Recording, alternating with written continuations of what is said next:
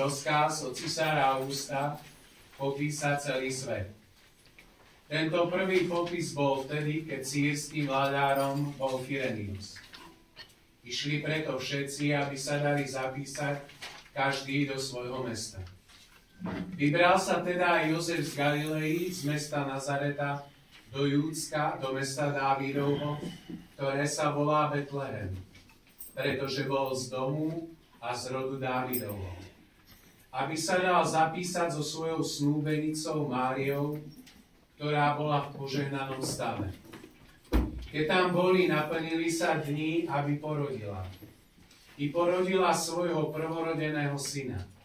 Obvinula ho plienkami a uložila v jasliach, lebo v nocľahárni pre nich nebolo miesta.